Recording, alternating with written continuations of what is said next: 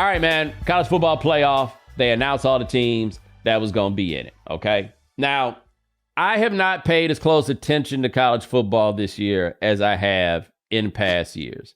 So I am not that inclined to get into a discussion or an argument about what team gets seeded where or anything else. And you know a big reason why I'm not that inclined to do that?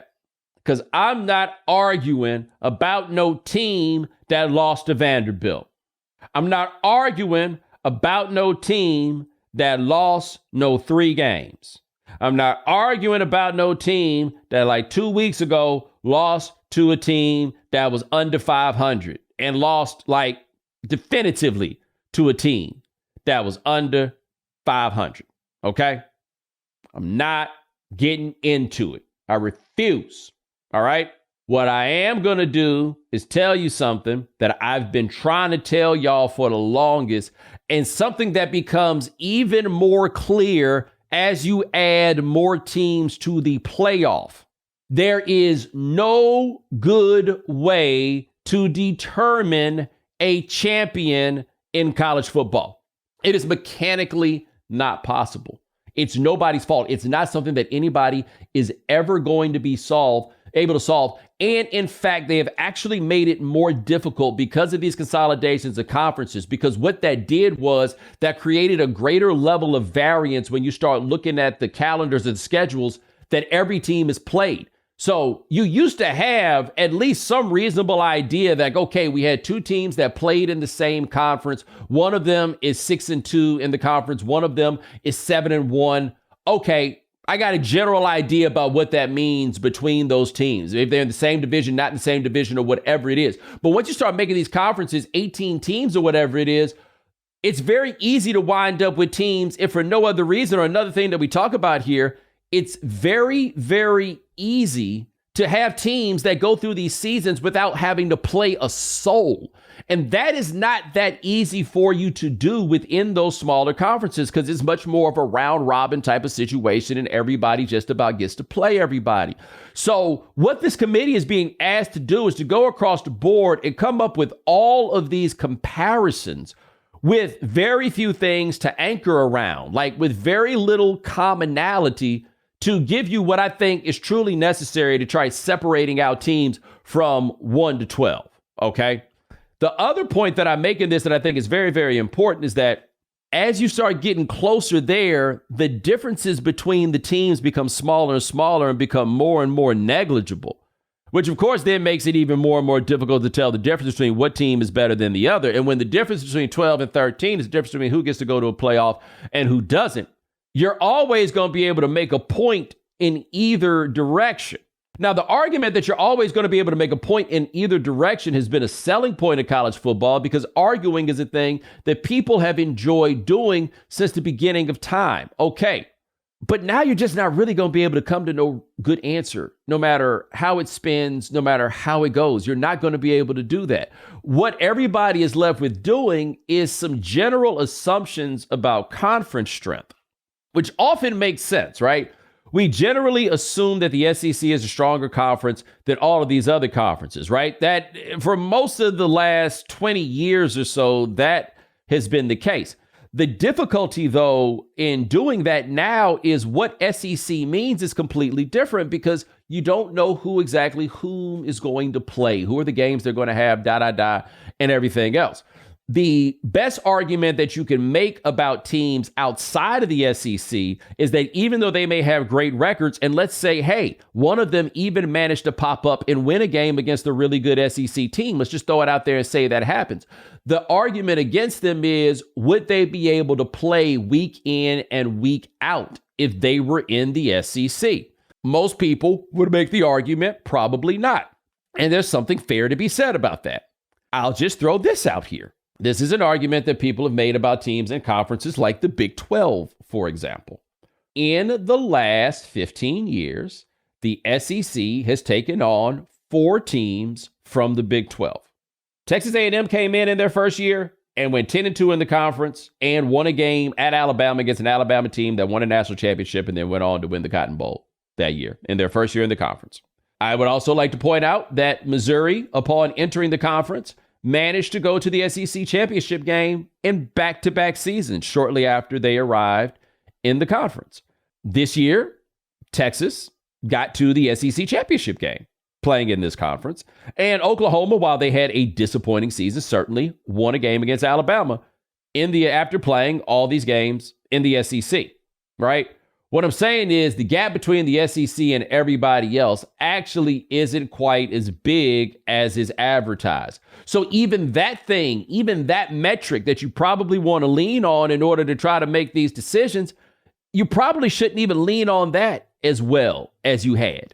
This is impossible. You're not going to be able to figure it out. All you're doing is coming up with a system that's going to make people mad. And by the way, a system that's going to make people mad, and the teams that we are discussing are teams that are probably not going to win a championship because the number 12 team is probably not going to win out in this thing. The only way the number 12 team really probably got a chance to win out on this thing is through some war of attrition, which is to say, assuming other people's players are going to wind up getting hurt. And then that's the way that you wind up beating them. Hey, man, Georgia, I think they're the number 2 seed in this playoff. I saw their quarterback almost get his arm ripped off. How you think that's going to go when they start going? Even though they seem to get better when he went out the game, but I don't know what that's going to be either because that dude got his head scrambled. At least it looked like it. You would never go find out a way to come up with this. But you know what they were going to find a way to do? They found a way to put together a television show.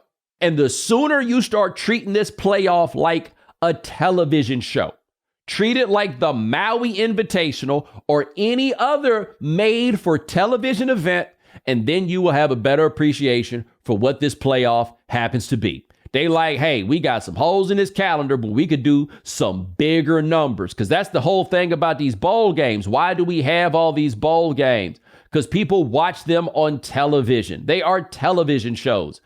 ESPN owns 17 bowl games. You're asking the question, why do we have a gazillion bowl games? Because they're television shows and a television network puts them together so that they can have this television show that is going to make all this money. The playoff is another television show. That's it. And so what they do, and I want to be clear about this because this is very important to me about this. These are things that I said when I worked at ESPN and did this exact same podcast on their network. Okay, so this is not a case of me being willing to say something that I wasn't willing to say when I was on their payroll. No. I've been saying this and they don't care because y'all don't care because y'all just want a TV show too. Right? Like this ain't gonna bring down the house or anything like that. Okay. But this is it. They own all those episodes of a TV show. And so now they looking up. They like, yo, right up here, right before Christmas, we got some Fridays or whatever that we could drop in some action. Okay, cool. And so you're going to have these games very often in places where you're not supposed to be playing college football games because it's going to be so ridiculously cold. And this is not the elements are not a part of college football. Like you can't think of that many games that have been played in the snow in college football. Not that they never happen, but the elements is not really it. Like one of the cool things about bowl season and everything else about college football is they reset this in typically good weather and like close to optimal conditions. That's what they do. Now you're talking about a sport where home field advantage matters a great deal. And now you're going to add all of this. This isn't how we've done it over here. Historically, this isn't the way that the game has been played here. And I don't think that it's ultimately going to be an improvement. But they go have these shows on television all season long. They wait a little bit, then they get into October, and then they got a show on Tuesday nights where they tell you all this stuff about what's happening through the course of the season. Not a single one of them shows matters because the only one that matters is the one at the very end. But see, they put themselves in a box because last week, they had to figure out, well, what do we do? Because historically in this game, you get punished more for recent losses. Well, what do we do about these teams that are in the conference championship games? What if they lose? Is it fair to have them get jumped over by a team that didn't go to one? SMU and Alabama being an example of that. And you're like, damn, no, you can't really do that. You're right. That would be a bad look because then teams wouldn't want to go to the conference championships, which are also television shows that people want to watch. Yeah. So we're not going to hop anybody over. Okay, cool. But is it also fair to say that Alabama's win over Georgia becomes more impressive because Georgia is now the SEC champion. One could make that argument, right? Is that enough to move them over in SMU?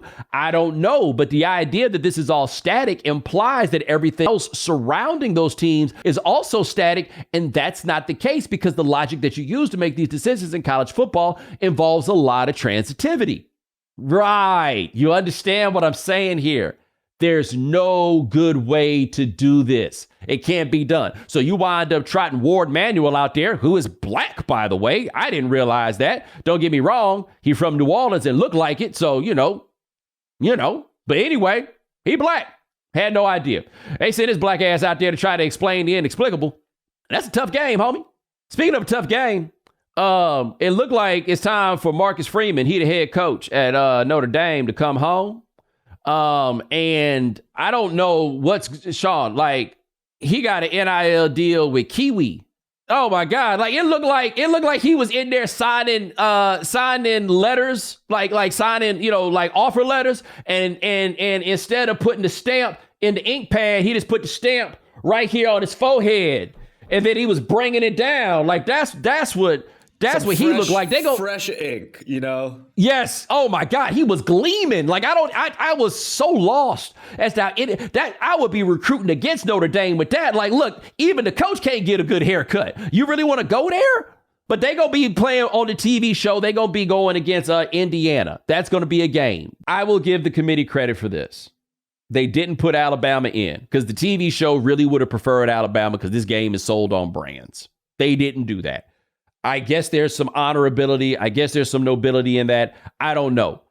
This is not going to create a truer champion.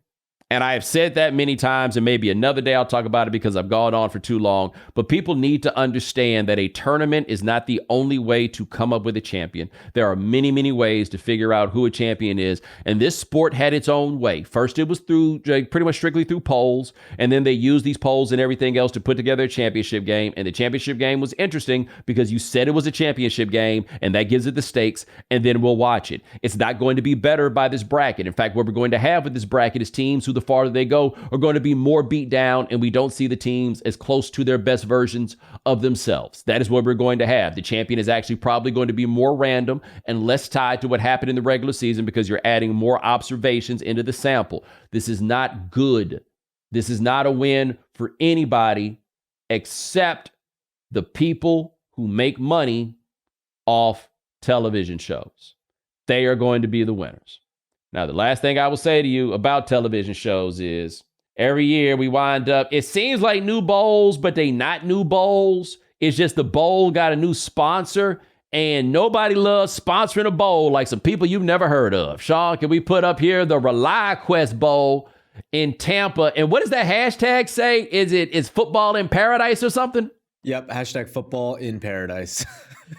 Football in paradise. And who has ever called Shady Tampa paradise? I know we got a beach. I know the homie Joel in Missouri City likes it, but paradise. But see, this is the thing. What that game is given, though, is really what people like out of college football. The people from up north get an excuse to go down from Florida and see the sun because they ain't going to see no more in a few weeks, right? The fans of Alabama get themselves a little trip. We get some brand names. They play some football. We pass the time on a holiday. That's all we ever needed. And you had to go out here doing too much because y'all greedy. The NBA is in full swing, which means you could turn $10 into $1,000 in a single game watching your favorite teams only on Prize Picks. You can make a Prize Picks lineup between the NFL and the NBA in as little as 60 seconds. Sign up today and get $50 instantly when you play $5. You don't even need to win to receive the $50 bonus. It's guaranteed. Quick withdrawals, easy gameplay, and an enormous selection of players and stat types are what make Prize Picks the #1 fantasy sports app. So make sure you go to prizepicks.com/Bomani and use code Bomani for a first deposit match up to $100. That's prizepicks.com/Bomani. Prize Picks, daily fantasy sports made easy.